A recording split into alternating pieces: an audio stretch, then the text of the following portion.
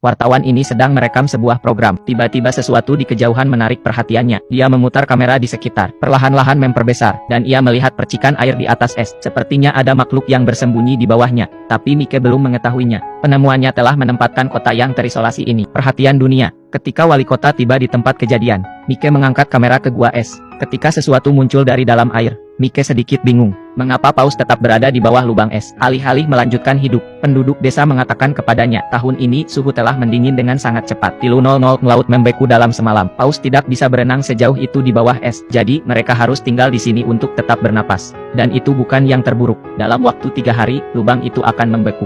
Dan kemudian keluarga 3 paus yang malang akan terperangkap di lautan es yang gelap dan mati. Saat itulah ayah paus muncul kembali. Dia tahu persis apa yang akan terjadi padanya, istri dan anak-anaknya. Tetapi dalam menghadapi kekuatan alam yang kejam, tidak ada yang bisa ia lakukan. Pada akhir malam, Mike tidak bisa melupakan ekspresi keputusasaan di mata ikan paus itu. Jadi ia mengedit rekamannya dalam semalam, dan mengirimkannya langsung ke New York. Hari berikutnya, paus itu ada di berita. Kisah ini segera menarik perhatian masyarakat. Tidak lama kemudian, media dikerumuni oleh para jurnalis. Mereka semua ingin menghasilkan uang dari ikan paus. Kamar hotel di kota naik dari genap 0 menjadi 500. Namun, antusiasme mereka tidak surut. Kota perbatasan yang tenang tiba-tiba menjadi hidup. Tetapi sang wali kota tampak sibuk. Paus mungkin telah menjadi berita. Tetapi mereka tidak keluar dari bahaya. Dan tidak semuanya buruk. Penduduk setempat memiliki tradisi membunuh paus. Penduduk desa sudah merencanakan bagian ikan mereka. Wali kota tidak ingin mengambil keuntungan dari ikan. Tetapi penduduk desa harus mencari nafkah. Tidak ada yang bisa dilakukannya. Segera setelah itu, sebuah konferensi pers diadakan di kota. Perwakilan masyarakat adat memperdebatkan kasus mereka. Menekankan bahwa perburuan paus adalah cara hidup mereka. Itu masuk akal dan legal. Ana dari masyarakat hewan tidak mau kalah, bahwa kapal pemecah es sedang dalam perjalanan. Paus-paus itu akan segera dikembalikan ke laut.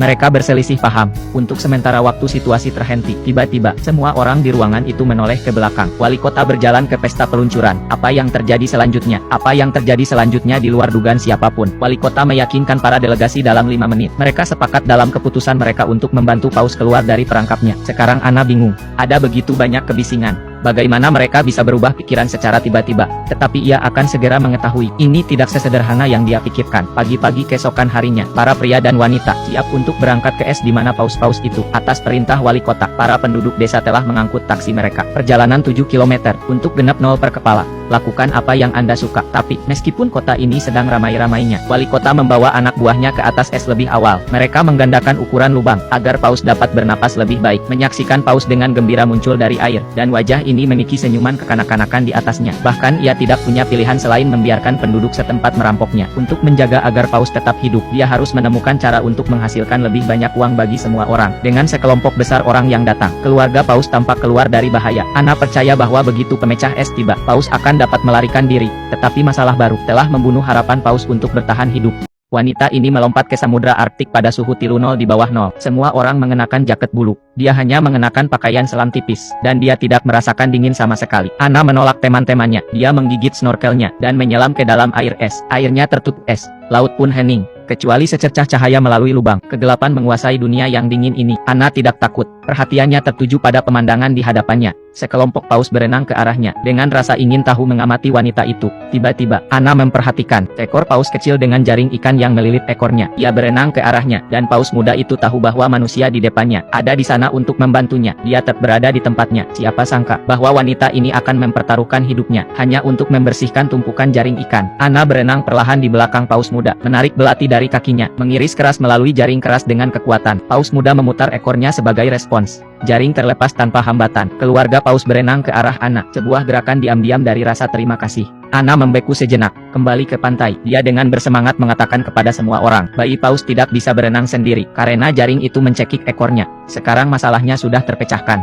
Hanya harus menunggu es pecah, dan itu saja. Tapi itu tidak semudah yang Ana pikirkan. Menjelang sore hari, suhu udara turun secara dramatis. Air di mulut gua telah membeku lagi. Keluarga paus belum makan selama 7 hari. Untuk bertahan hidup, mereka telah menggunakan semua energi mereka. Dan bukan itu saja, kondisi paus muda belum membaik. Meskipun mereka telah terbebas dari jaring, tetapi luka di mulutnya telah memburuk. Ia juga memiliki kasus pneumonia yang parah. Kerumunan orang bingung, tetapi tidak ada gunanya. Yang bisa mereka lakukan hanyalah berdoa agar kapal pemecah es segera tiba. Larut malam, suhu telah turun hingga -45 derajat yang belum pernah terjadi sebelumnya. Gumpalan es di mulut gua semakin tebal dan tebal. Setiap pergantian udara menjadi lebih sulit. Orang-orang memecahkan es secepat. Esnya tidak cukup cepat pecah. Mereka akan tenggelam di bawah air. Mereka harus meminta bantuan kota. Segera, Anna tiba di tempat kejadian dengan bantuan. Tom bersaudara telah membawa alat penyelamat es mereka sendiri. Itu ada di dalam air, sehingga air tidak akan membeku. Tetapi ketika mereka mengeluarkan Deicher, Anna terkejut bahwa yang disebut Deicher itu hanya sepotong papan busa yang diikatkan ke kipas angin. Tetapi melihat kepercayaan diri Tom bersaudara, tidak ada yang bisa dia lakukan. Ia tidak punya pilihan selain mencoba. Tetapi sebelum mesin itu bisa bekerja, generator mati lebih dulu. Suhu rendah membekukan bahan bakar generator.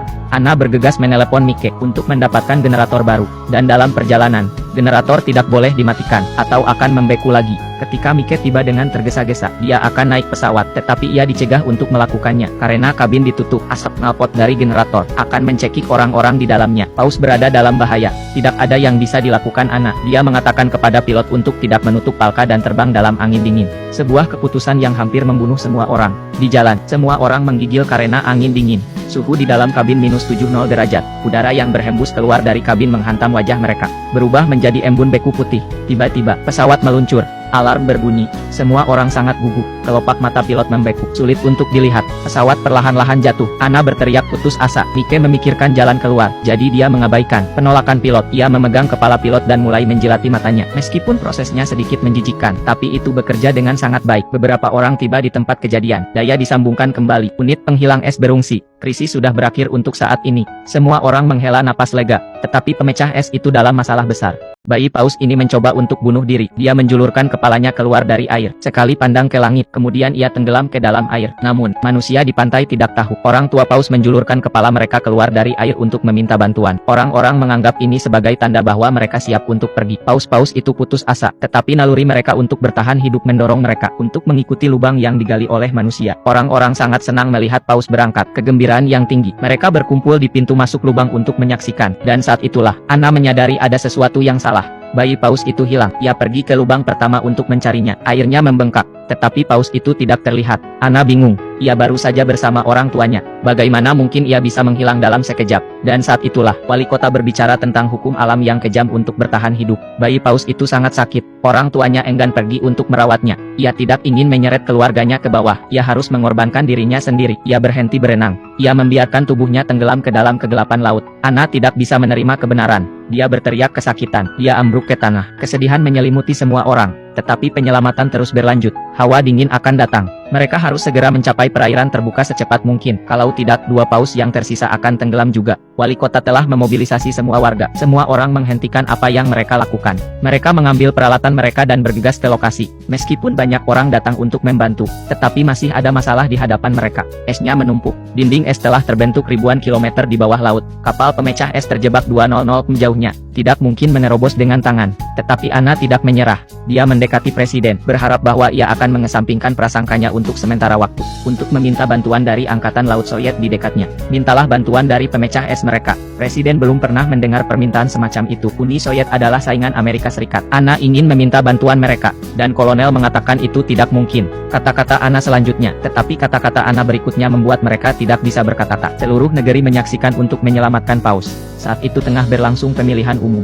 Jika presiden tidak setuju, ketika itu berakhir, Anna akan berbaris dan memprotes, dan itulah bagaimana dia akan dipilih. Presiden tidak menyangka Anna akan mengatakan itu. Ia tidak tahu apa yang harus dilakukan. Pada akhirnya, solusi Anna berhasil. Presiden ditekan, setuju untuk meminta bantuan Angkatan Laut Soviet. Ketika berita itu tersiar, media berita dunia meledak. Tidak ada yang bisa membayangkan, dua rial perang dingin, akan setuju untuk bekerja sama untuk menyelamatkan paus. Berita itu sampai ke tempat kejadian. Kerumunan orang terinspirasi. Semua orang penuh energi. Segera mereka menggali sampai ke kaki dinding es. 425 lubang di seluruh lautan beku. Itu adalah kerja keras, tetapi semua orang senang. Tiba-tiba, sirene berbunyi, menarik perhatian semua orang. Di kejauhan, kapal pemecah es Soviet datang dengan cepat. Anna tidak menyangka Soviet akan datang begitu cepat. Pikiran bahwa paus akan segera dapat melarikan diri. Hatinya akhirnya lega. Namun, suasana di atas kapal pemecah es sangat berat. Dinding es itu lebih besar dari yang diperkirakan kapten. Tidak akan mudah untuk mencapai pintu keluar.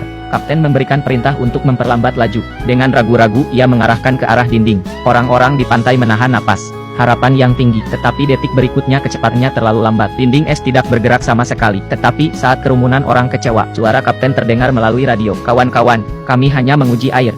Kita akan mempercepat. Menyingkirlah dari jalan. Segera setelah kata-kata itu diucapkan, pemecah es datang dengan kecepatan yang lebih cepat. Ia menghantam dinding. Sebuah retakan besar terjadi, tetapi dinding es tidak pecah.